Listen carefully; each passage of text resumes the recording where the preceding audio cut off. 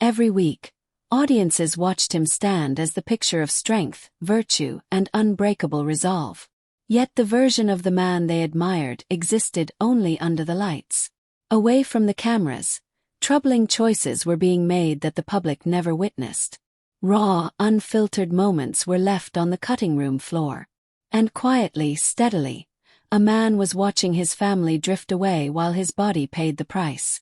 When Connors finally opened up about those years, what he revealed was painful enough to cast a long shadow over everything the show, and the man himself, had ever represented. Few people realize just how differently things could have unfolded for The Rifleman. The show that audiences came to love very nearly went forward without the man who defined it. Looking back now, picturing anyone else as Lucas McCain feels almost impossible. Yet that outcome came remarkably close to happening. What makes it stranger still is that Connors wasn't a late addition to the process. He was the very first person the producers approached when development began in 1957. They weren't hedging their bets or running through a long list of candidates. He was their pick from the start. The obstacle had nothing to do with his abilities. Came down to compensation. At that point in his career, Connors was pulling in solid money working in feature films, particularly in the Western genre, where production budgets dwarfed what television could offer. The industry viewed TV as a lesser arena for film actors, both in terms of pay and prestige. When the terms for The Rifleman landed on the table, Connors took one look and walked away. The numbers weren't anywhere near what he felt he was worth. That rejection sent the production into an immediate scramble. The problem wasn't simply losing a name. Connors brought something specific to the table that was hard to replicate. Standing 6'5", he commanded the screen in a way that most actors simply couldn't. His physical frame made a frontier rancher genuinely believable. Without him, the producers had to go back to square one on both casting and budget. The search that followed turned up some credible candidates. James Whitmore was one of them, a seasoned performer with a strong stage pedigree and enough gravitas to anchor a Western drama. John Anderson was another serious option, someone viewers already associated with frontier authority. Either man could have carried the show in a technical sense. But there was a quality the role demanded that went beyond screen presence or dramatic skill. Lucas McCain wasn't conceived as a solitary figure. The entire foundation of the series rested on the bond between a father raising his son without a mother in the picture. That required warmth alongside strength, patience alongside discipline, and the ability to make that relationship feel lived in and genuine. An actor who came across as too guarded or emotionally locked off would have hollowed out the show's reason for existing. It was that realization that brought the producers back around to Connors. He had recently appeared in Old Yeller, playing a paternal figure opposite young actors Tommy Kirk and Kevin Corcoran. Watching that performance, the producers saw something they hadn't been able to find elsewhere. He was effortlessly believable as a father. There was nothing performed or calculated about the way he connected with the children on screen. It read as instinctive. That quality changed everything. The show's emotional center wasn't the rifle or the action sequences. It was Mark McCain and his relationship with his father. Without an actor who could make that bond feel real, none of the rest of it would hold together. And so the producers did something that wasn't common practice in the television industry at the time. They went back to Connors with a better offer. They adjusted the budget to meet his expectations, even though the series hadn't proven itself to a single viewer yet. Connors hadn't anticipated that kind of move from a TV production. He accepted, and from that moment on, the character of Lucas McCain had his face. Once production got underway, the decision validated itself quickly. Connors' background as an athlete translated directly into the physical demands of the part. The rifle sequences looked authentic because his coordination and strength made them so. But the quality that mattered most was subtler than that. He gave Lucas McCain a dual nature that few actors could have managed. Physically imposing enough to be genuinely threatening, yet emotionally present enough to be a convincing parent. The character worked because of the tension between those two sides. Without Connors, some version of the show might have aired and even found an audience. But it would have been a fundamentally different series. As it turned out, this near miss in casting was only the first of several moments when The Rifleman almost became something else entirely. The story behind The Rifleman goes back further than most viewers ever knew, and it starts not with the show itself, but with a script that was written for an entirely different purpose and almost never saw the light of day. That script came from Sam Peckinpah, who at the time was working his way through television assignments before he eventually became celebrated as the director behind films like The Wild Bunch. During that earlier phase of his career, Peckinpah was developing material that pushed against the grain of what networks typically wanted, narratives that were darker in tone and more willing to sit with moral discomfort. The piece he wrote was originally crafted as a potential pilot for Gunsmoke, a series that had already established itself as a dominant force in the Western genre. On paper it seemed like a logical fit. Gunsmoke was popular, well-regarded, and hungry for material that could sustain its momentum. But when CBS leadership reviewed the submission, they sent it back. The issue wasn't the writing itself. It was what the writing chose to focus on. Peckinpah's script leaned into emotional weight rather than procedural action. Where Gunsmoke derived its identity from law enforcement investigation and the figure of Marshal Matt Dillon as a reliable moral authority, this script was more interested in personal cost, internal conflict, and what violence actually leaves behind. It was too introspective, too uncomfortable with easy resolution. CBS felt it simply didn't belong in that world, and so the pages were set aside and forgotten. For close to 3 years, the script collected dust. Television westerns in that period were abundant, but they followed a well-worn formula. A central law figure, clear-cut antagonists, action that resolved neatly. Peckinpah's material resisted that structure. It seemed like it might never find a home.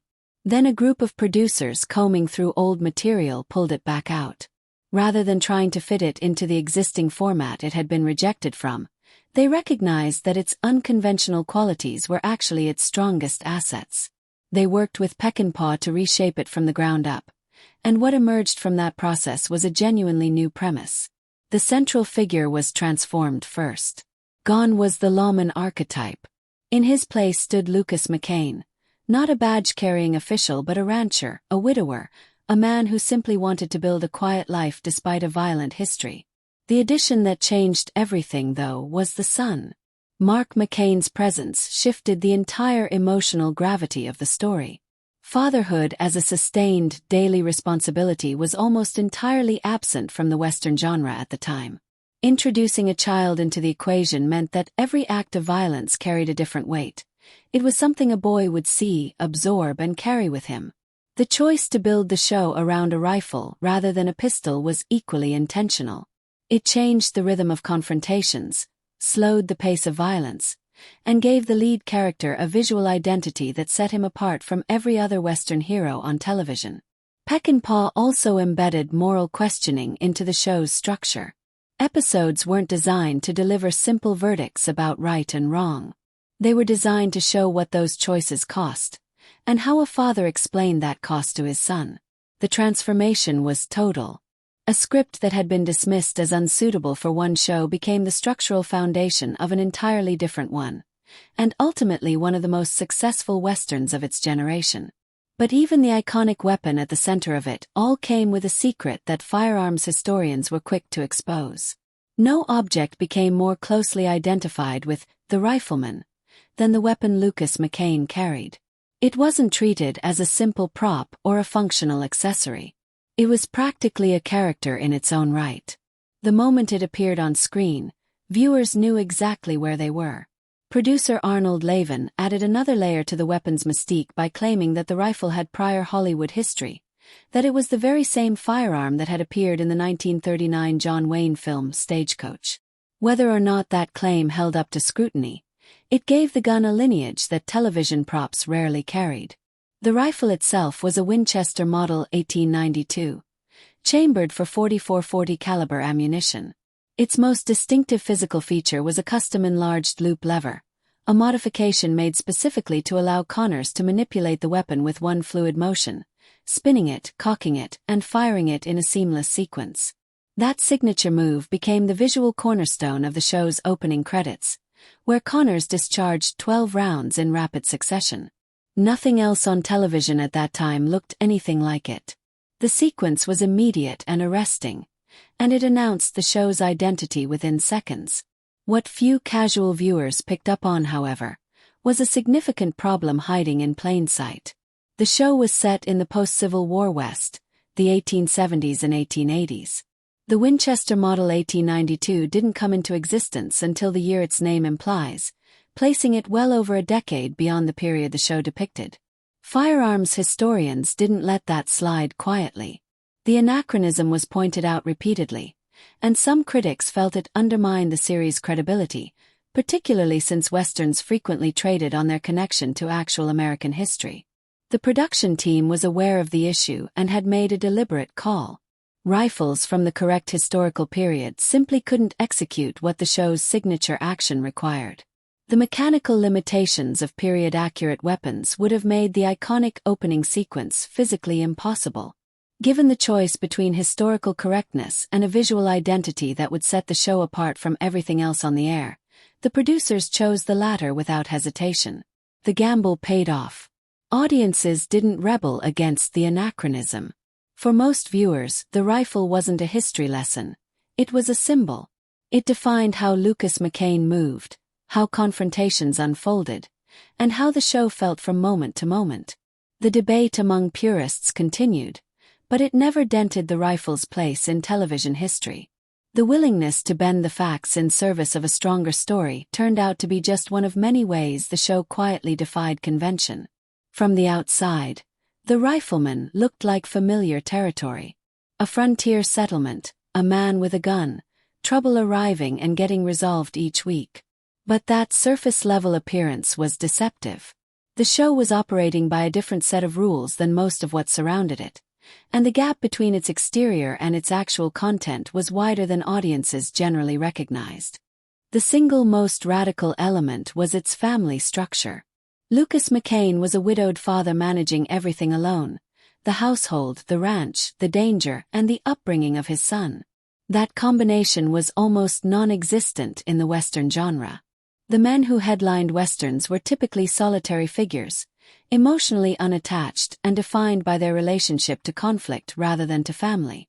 The television fathers who did exist in that era were almost universally paired with wives. Lucas didn't fit either mold. He was present, engaged, and accountable as a parent, cooking, guiding, listening, and correcting, all without a partner. The show never treated any of this as remarkable.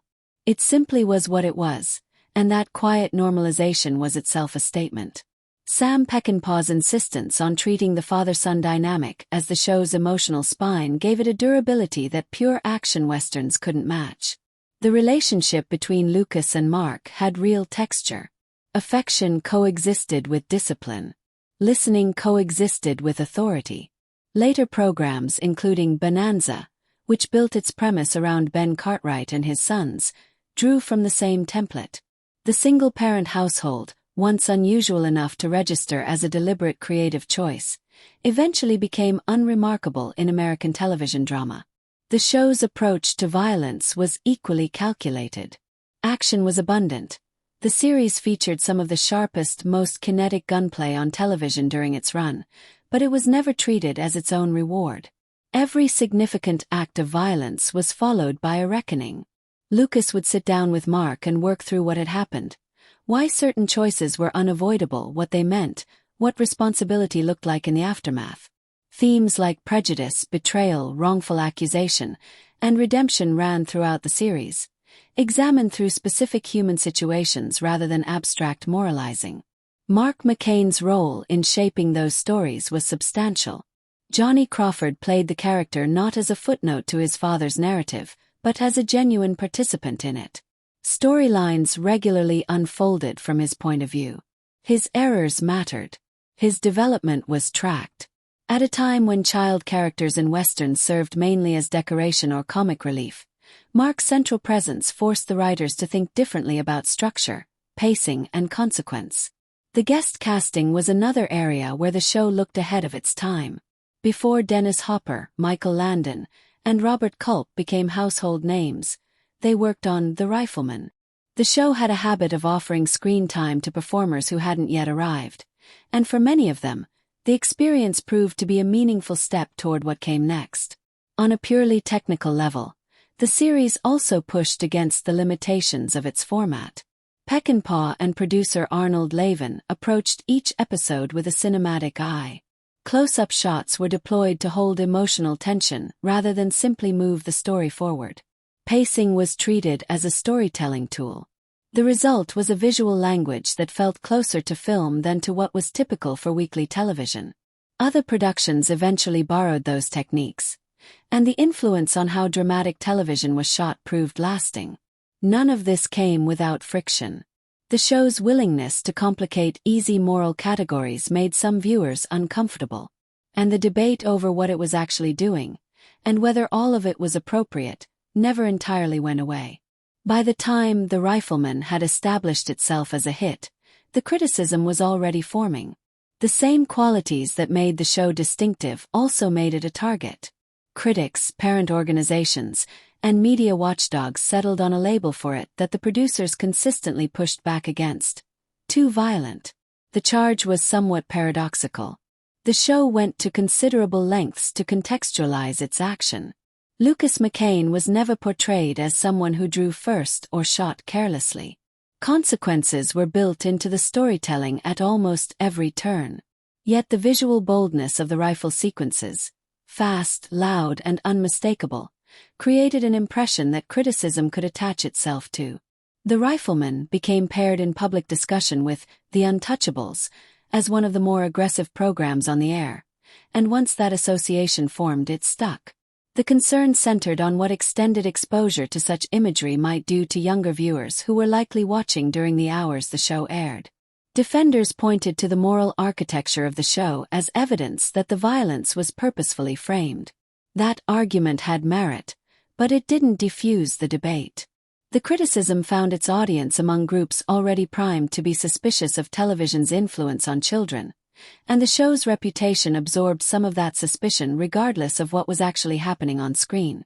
The more genuinely surprising aspect of the controversy involved subject matter that had nothing to do with gunfights.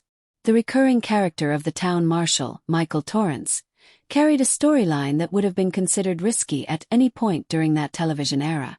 Torrance was an alcoholic. Not in a euphemistic or briefly acknowledged way. His addiction was woven into the fabric of how the town functioned. His compromised judgment made the community vulnerable. Antagonists learned to exploit his weakness, using alcohol as a tool to neutralize the official authority of North Fork and create the conditions for Lucas to step in as an unofficial stabilizing force. Depicting a lawman as chronically impaired and exploitable was a departure from the genre's conventions. Sheriffs and marshals in westerns were typically solid, dependable, and morally uncomplicated. Torrance was none of those things. He was human in a way that made audiences uneasy, and the show refused to resolve his condition cleanly or permanently. His struggle continued. This kind of sustained, realistic portrait of addiction was rare on American television in the late 1950s, and it made some of the show's critics more vocal, not less. The deeper message embedded in that storyline, that institutions can fail, that authority figures can be weak, and that the sources of disorder aren't always wearing black hats, ran against the comfortable certainties most westerns offered. For adult viewers, that complexity was a reason to pay closer attention. For critics concerned about the show's suitability for children, it was another item on the list of objections. Parent and teacher organizations raised formal concerns. The combination of graphic action and adult themes wrapped in an accessible family-friendly package struck them as a problematic mix. The show's survival through all of it came partly from its consistent ratings and partly from the loyalty of an audience that valued exactly what the critics objected to. The controversy never broke the series. If anything, it became part of what defined it. That same willingness to operate at the edge of what was considered appropriate extended beyond the screen to the man who anchored it. Because behind the carefully maintained image of Chuck Connors, a very different reality was quietly unfolding. The character of Lucas McCain was constructed around restraint. Over the course of the series, he was shown smoking on exactly one occasion. That single instance wasn't accidental. It was a production decision. The character was designed to project self-discipline in every visible way.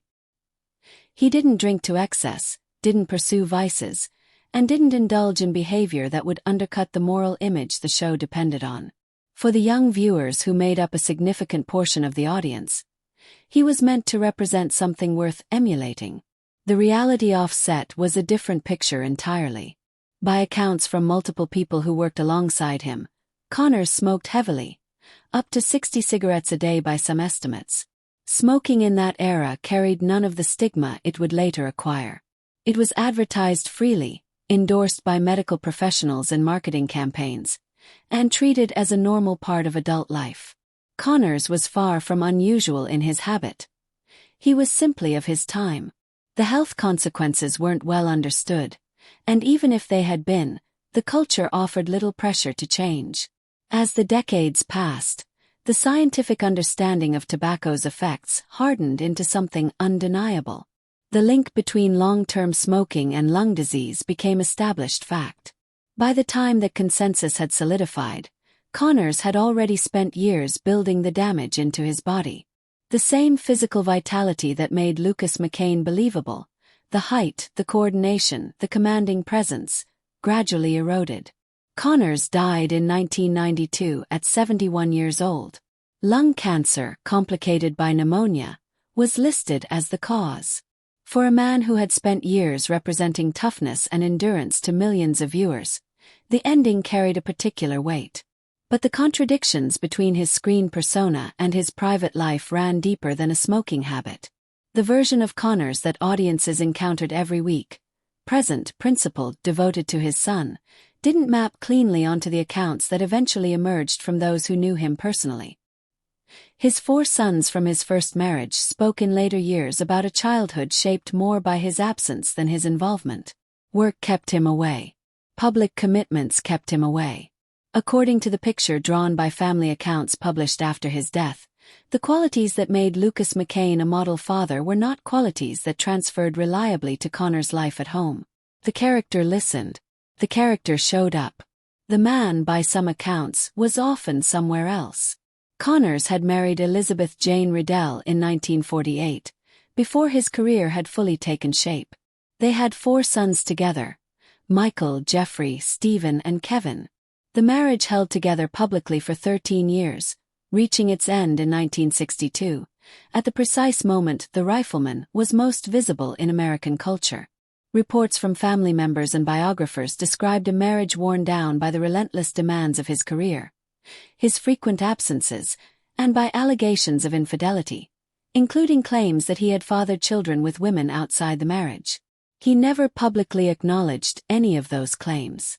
In the year following that divorce, Connors married Kamala Devi, an actress of Indian descent. Interracial marriages in Hollywood in the early 1960s occupied uncomfortable public territory, and the relationship drew scrutiny from the start. It lasted less than a decade. The years in between generated persistent rumors, volatile conflicts, ongoing affairs, and behavior that some described as abusive. Connors and Devi had worked together professionally, including on the 1962 film Geronimo, maintaining a composed public front even as the marriage struggled under familiar pressures.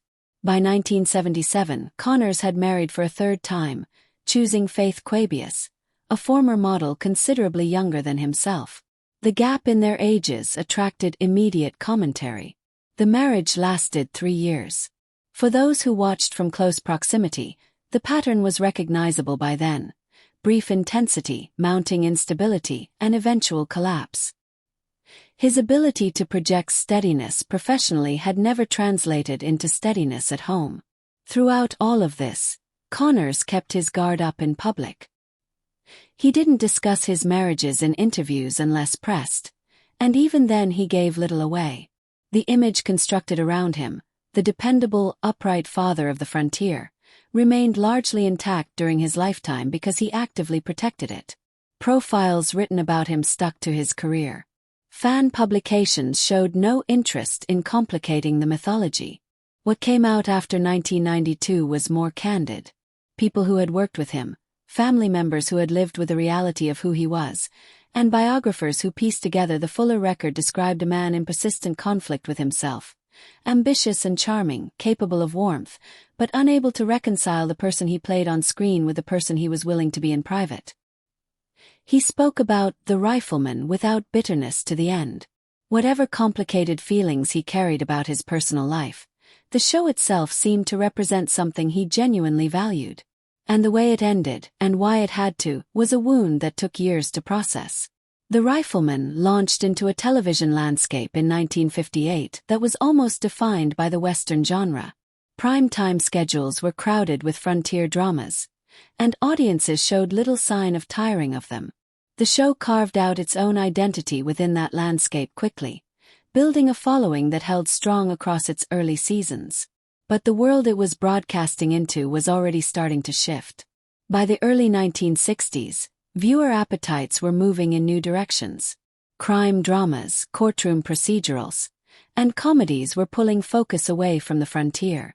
The Western wasn't disappearing overnight, but it no longer felt like the automatic choice for networks looking to anchor their schedules. Formats that reflected the rhythm and concerns of contemporary American life were beginning to crowd out stories set a century in the past. ABC was watching the numbers carefully. The Rifleman hadn't collapsed, but it had lost the momentum of its early seasons. It was no longer delivering the same volume of viewers, and in the calculus of network television, that mattered enormously. Compounding the ratings issue was the show's cost. The cinematic approach that made it distinctive, location shooting, elaborate action sequences, a steady rotation of guest performers, came with a price tag that exceeded what comparable productions were spending. As long as the ratings justified the expense, that was manageable. When the ratings softened, the math stopped working. The competitive landscape within the genre had also shifted against the show. Bonanza and Gunsmoke had grown into dominant forces on the schedule, each offering larger ensemble casts and, crucially, the visual appeal of color broadcasting. The Rifleman, still shot in black and white, looked increasingly like a product of an earlier moment even when its storytelling remained strong. Pressure from parent and advocacy groups added a final complicating layer. The series had been a recurring target of criticism over its depiction of violence, and that scrutiny hadn't faded. Even with the moral framing the show consistently applied to its action sequences, its reputation as a fast and gun-forward program made it easy to cite in debates about television's influence on children. In 1963, ABC made the call. The show was over. Connors processed the cancellation with a measure of equanimity. He had seen the direction things were heading. In the years that followed, he returned repeatedly to what he believed had made the show matter. Not the rifle, not the action, but the relationship between a father and his son. That relationship, he felt, was what separated the Rifleman from the westerns that existed purely as vehicles for conflict and resolution. Lucas McCain's worth as a character came from the fact that every decision he made had a witness. A boy who was watching, learning, and forming his understanding of what a man was supposed to be. Connors remained protective of that legacy. He didn't want Lucas McCain remembered as a gunfighter. He wanted him remembered as a father who happened to be capable of violence when the situation demanded it, and who then had to account for it to his son. That distinction mattered to him, and he defended it consistently. The role never stopped defining him publicly.